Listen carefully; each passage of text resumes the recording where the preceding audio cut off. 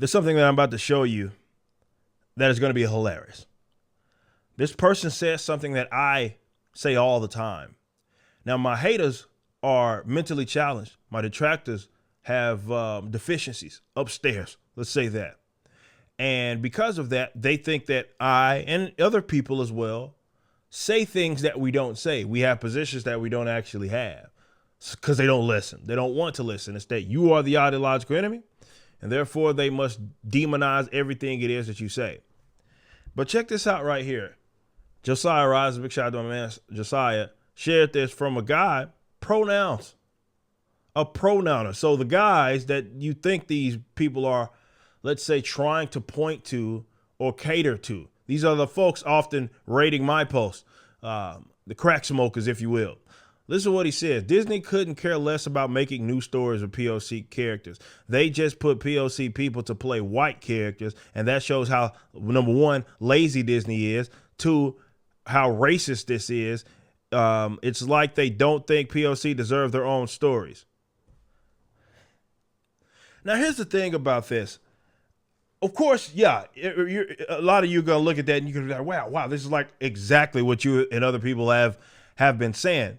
Unfortunately, they look at it as if we say, well, people don't like black characters. That's stupid. Or they look at it like, and they'll say people don't like female characters in certain genres or something. That's dumb. And that's not the argument.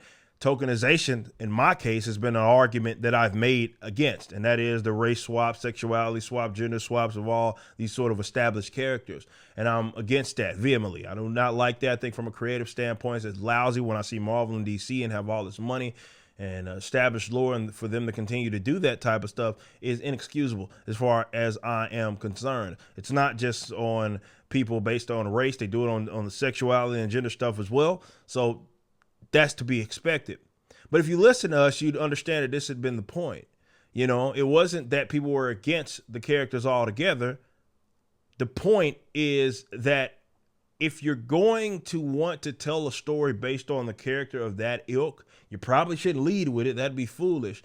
But you can tell stories that exist or can exist that can make sense and people can get can go support. However, what Hollywood has, and it's not just Disney, all these cats are really pretty much in on it. What they're doing is taking things that people have already seen. There's a live action remake, we're going to race swap people. Here's a remake of this, we'll race swap. Here's something that already has established people. Everybody's seen it, they've read the books, whatever. And then, you know, it comes up on film. We see this in the Marvel Cinematic Universe all the time, and they're now race swapped, sexuality, or like gender swapped or something of that nature.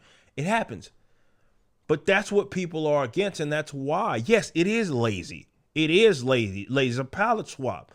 But it's like not necessarily this individual here that is specifically making that case, but so many of these weirdos will make the case that, well, this has to happen because people won't support original work. Or they'll say this has to happen because, well, people need to see themselves. It's all representation and other stupid stuff when, dude, none of that has anything to do with anything. The bottom line is that y'all crack smokers have been eating it up.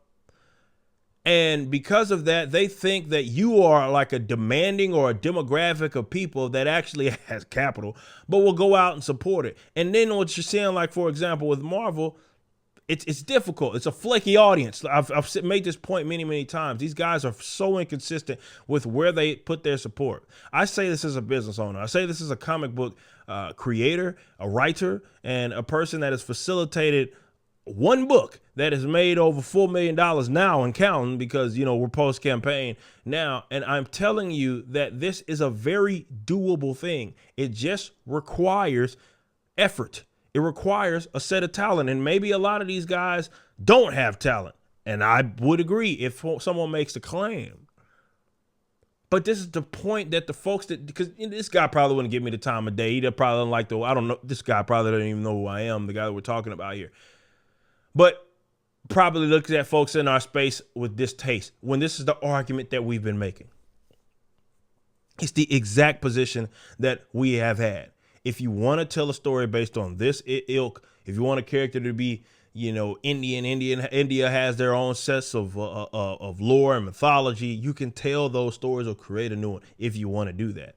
If you have a story that's based on Africa, Africa has more mythology essentially than every other continent that exists. Yet, considering the vast amount of countries and those different approaches, even in the mermaid space, right? For example, if you want to tell those stories, you can, but they choose not to. And the fact that y'all been falling for it should be insulting to you, but they actually highlight how stupid that maybe you are, but certainly how stupid that they think you are, because y'all fools have been eating this up. At some point in time, y'all gonna have to concede that your ideological enemies, especially your political enemies as well, were right on this subject.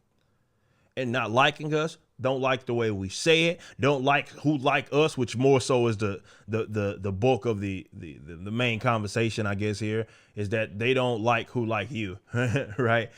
You build your own sandbox, you have a little fun, and you're a bunch of non-leftists. They don't like that. At some point, though, you're going to have to concede that we were correct. Wherever you're viewing the content, I appreciate you.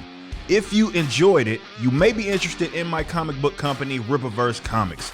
Our first book and campaign, ISOM #1, brought in $3.7 million with tens of thousands of satisfied customers. Visit Rippaverse.com to check out our store and stay up to date with the latest campaigns from one of the hottest new comic book companies. Also, my first big step towards a parallel economy was the development of my personal website, ericdjuly.com. This entirely replaced my Patreon. Now, if you enjoy this content, please consider becoming a member over at the website. We have an ever-expanding list of perks for various membership tiers, a forum, and a phone app. Some of these perks will even benefit you if you're fans of the Rippaverse. Anyway, I appreciate you so much for being a supporter and or customer. I even got a little love for my haters.